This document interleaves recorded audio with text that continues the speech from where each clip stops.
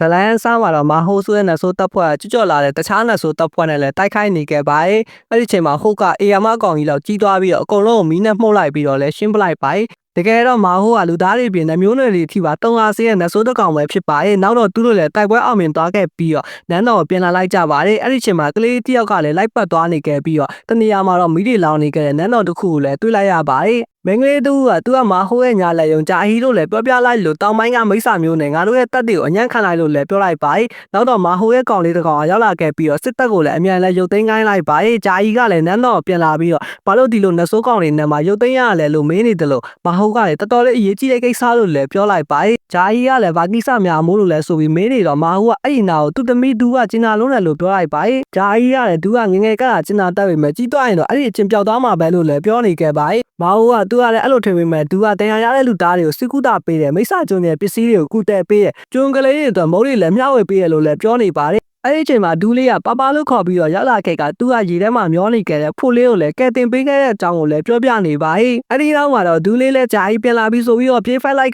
ဂျာကြီးကတော့မဟိုသူကဒူးကိုနဆိုးစစ်စစ်ဖြစ်အောင်လေ့ကျင့်ပေးမယ်လို့လည်းပြောလိုက်ပါ යිနောက်တော့ဂျာကြီးလေးလည်းတားလုံးတွေကိုဖျက်ဆီးဖို့အတွက်ဒူးလေးကိုလည်းခေါ်သွားလိုက်ပါဂျာကြီးကလည်းဒူးကိုရအောင်ရက်ဆက်တဲ့နဆိုးဖြစ်အောင်လုပ်ပေးမယ်လို့လည်းပြောနေပြီးတော့အဲ့ဒီအချိန်မှာဒူးကပျောက်ကွယ်သွားခဲ့ပြီးတော့တကယ်တော့ဒူးကတူပုံတိုင်းကစားနေတာပဲဖြစ်ပါနောက်တော့လည်းဒူးကိုမိသွားခဲ့ပြီးတော့ဒူးကလည်းတူလိုက်ရမယ့်အလဲဆိုတော့ဂျာကြီးကလည်းအခုကနဆိုးစစ်စစ်ဖြစ်အောင်လုပ်ရမယ်လို့ပြောနေပြီးတော့အဲ့ဒီအချိန်မှာအကောင်ကြီးဘလူးနှကောင်ကလည်းရောက်လာပြီးတော့ညသာရနေပြီလို့လည်းပြောနေပါဂျာကြီးကလည်းအရှိအကောင်ကိုတာလေးတွန်းလိုက်တော့နောက်တစ်ကောင်ကိုကြည့်လိုက်တဲ့အချိန်မှာဒူးနဲ့ကစားနေတာကိုလည်းတွေ့လိုက်ရပါအဲ့ဒါကြောင့်ပဲဂျာကြီးကလည်းဘလူးကိုလည်းကန်ထုတ်ပစ်လိုက်ပါနောက်တော့လူသားရွာတရားကိုရောက်လာခဲ့ပြီးတော့ဂျာကြီးကဒူးကိုလူသားတွေကိုရှင်းချောင်းနေကိုင်းပြီးတော့ဒူးလေးကလည်းဟုတ်ကဲ့လို့ပြောပြီးတော့လည်းထွက်သွားလိုက်ပါအဲ့ဒီနောက်မှာတော့သူကလည်းအပွားတယောက်စီမှာကစိုးကိုတွားတောင်းစားနေခဲ့လို့ဂျာကြီးကလည်းကြည့်ပြီးတော့အံ့ဩနေခဲ့ပါပွားကလည်းကစိုးတူပေးလိုက်တော့မှပဲလေသူလေးကလည်းသူ့မှာပတ်ဆက်မရှိဘူးလို့လည်းပြောလိုက်ပါအပွားကလည်းရပါတယ်သူကခြေထောက်တွေမကောင်းတော့ဘူးအဲ့အကြောင်းဆိုင်ကိုပိတ်တော့မှလို့လည်းပြောလိုက်ပါသူကလည်းအပွားကိုတနာပြီးတော့ကုသပေးလိုက်ကမတက်ရကန်းလိုက်တော့ခြေထောက်တွေကလည်းအကောင်းတိုင်းလည်းပြန်ဖြစ်သွားပါဖွားကလည်းရမ်းပြော့သွားခဲ့ရကြောင်းကစိုးဥလေးကိုလည်းပေးလိုက်ပါ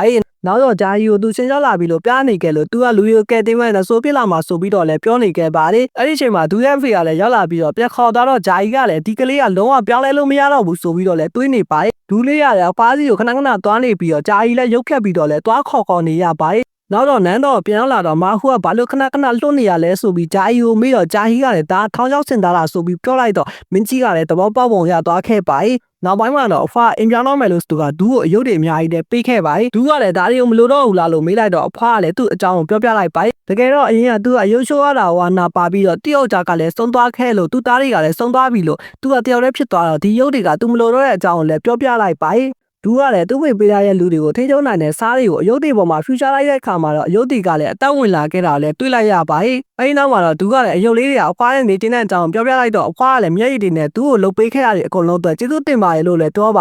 ါနောက်တော့နန်းတော်ပြန်လာပြီးတော့ဂျာကြီးကိုအရှင်နေဘလို့လဲလို့မေးနေခဲ့ကဂျာကြီးကတော့ဘာမှတော့မပြောနိုင်တော့ပဲလည်းဖြစ်နေခဲ့ပါဒူးလေးကလည်းပြန်ရောက်လာပြီးတော့အယုတ်လေးရလာတယ်လို့သူ့ပပကိုလည်းပြနေခဲ့ပါနောက်ဆုံးမှာတော့ဂျာကြီးလက်သားတကယ်ပဲပြောင်းလဲလို့မရတော့ဘူးလို့တွေးနေခဲ့ရင်းနဲ့အပိုင်းတိလေးရလဲဒီမှာလဲပြီးဆုံးသွားပါတယ်။အုံခိုးရဲ့ anime ဖြစ်တာကြောင့်နောက်ထပ်ပိုင်းတွေကိုကြည့်ရှင်နေဆိုရင်တော့ကျွန်တော်တို့ channel လေးကိုလည်း like and subscribe လေးလည်းလုပ်ပေးသွားကြပါအားလုံးလည်းကျေးဇူးတင်ပါတယ်။